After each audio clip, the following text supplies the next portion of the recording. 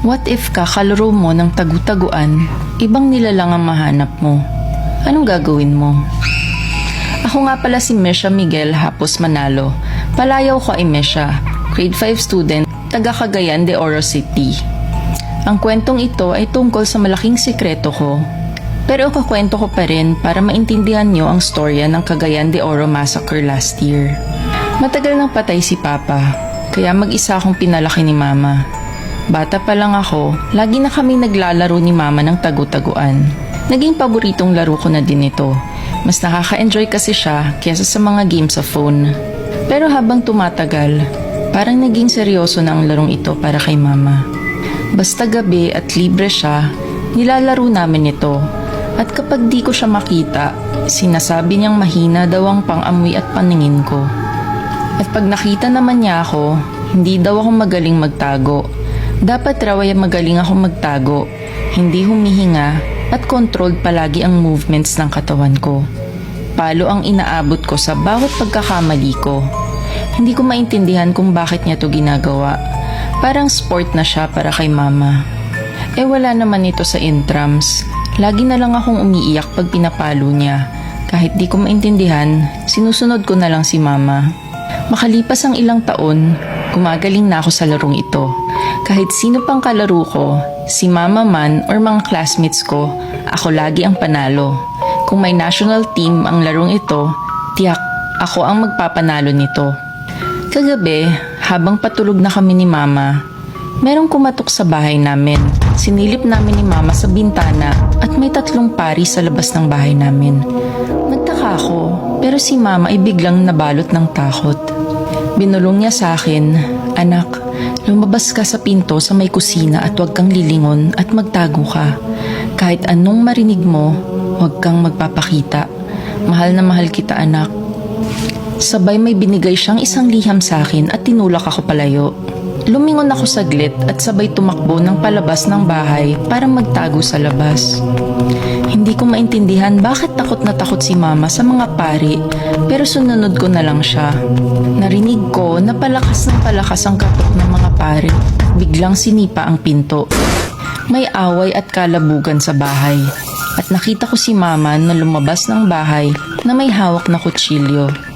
May dalang baril at itak din ang mga pari at pinagbabaril si Mama, pero naiiwasan niya to. Anong pakay ng mga pari at bakit nila gustong patayin si Mama? Nagtago ako sa may mga puno ng saging. Hindi ako gumagalaw kahit pumapatak na ang luha ko. Malakas din si Mama at kayang-kaya niya ang 3 pari, ngunit natsyempuhan siya at nabaril din. Kinuha nila si Mama. Narinig ko rin na hinahanap ako ng isang pari.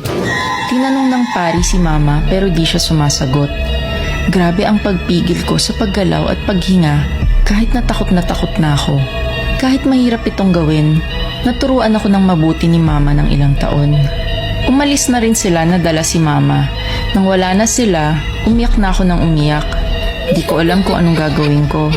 Pero naalala ko na may sulat nga palang inibot si Mama. Binuksan ko ito at dito ko na naintindihan kung bakit kami laging naglalaro ng tagu-taguan.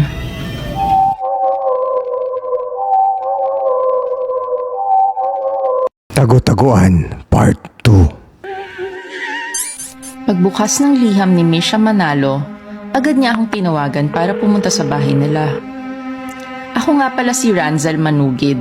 Palayaw ko ay Ranz. Ako ang best friend ni Mesha. Ako na ang tutuloy ng storya ni Mesha dahil hindi na niya kayang ikwento pa dahil sa nangyari sa kanya. Ipinakita sa akin ni Mesha ang sulat at dito niya na naintindihan kung bakit sila laging naglalaro ng tagu-taguan. Hinahasa pala siya ng nanay niya para makasurvive. Ang mga lahi na tulad nila Mesha ay matagal nang tinutugis ng mga pari ng Vatican. Kaya kailangang magaling siyang magtago dahil sila ay mga lahi ng aswang. Pero ang pagiging aswang nila ay di tulad sa mga TV o comics. Hindi sila ganun kalakas. Tao lang din sila na mas malakas ng konti, pati na ang mga senses. Pero kumakain sila ng laman ng tao.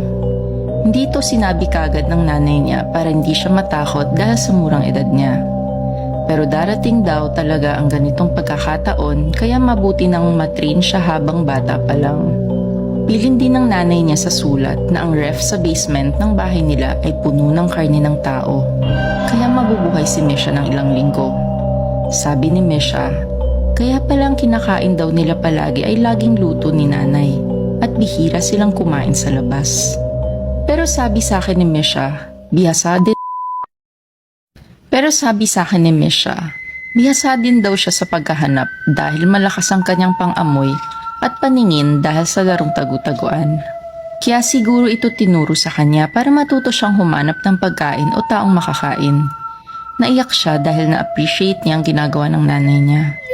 Subalit di daw siya papayag na hanggang doon na lamang ang buhay ng nanay niya. Kaya niya din daw hanapin ang nanay niya pero kailangan daw niya ang tulong ko para labanan ang mga pari ng Vatican. Sinundan ko si Misha at hinanap namin ang nanay niya. Para siyang aso na mabusising inaamoy ang daan at ang bilis din niyang maglakad. Nauwi kami sa isang simbahan. Ito ang St. Augustine Metropolitan Cathedral. Umaga na nang makarating kami dito. Pinasok niya ito ng patago at nakita ditong tinutorture ng mga pari ang nanay niya sa isa sa mga kwarto sa loob. Nagkataon din na may misa sa cathedral. Madaming tao. Sabi ko kay Misha, bata lang kami at wala kaming sandata. Paano natin marirescue ang nanay mo? Sabi niya, siya daw ang bahala.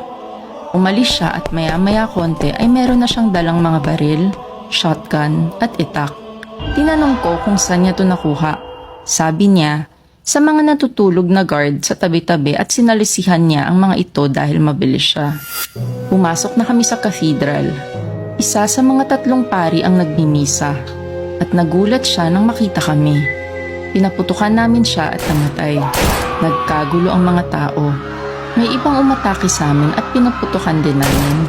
Pero karamihan sa kanila ay nagsitakbuhan. Tumakbo kagad kami sa likuran ng simbahan kung nasaan ang nanay ni Misha. Nakita namin sila at nagulat din ang mga 2 pari. Naunahan sila ni Misha at pinagtataga sila. Ang daming dugo na nakakalat sa kwarto. Niligtas namin ang nanay niya at umalis na. Ito ang alam nyo sa balita na Cagayan de Oro Massacre. Pero di alam ng pulis kung sino ang mga suspect. Nagpaalam sa akin si Misha at lilipat na daw sila sa ibang lugar dahil baka maabutan na naman sila ng mga pari ng Vatican. Nalungkot ako dahil best friend ko siya. Lumipat na sila ng lugar pero di ko sasabihin kung saan para sa seguridad nilang mag-ina.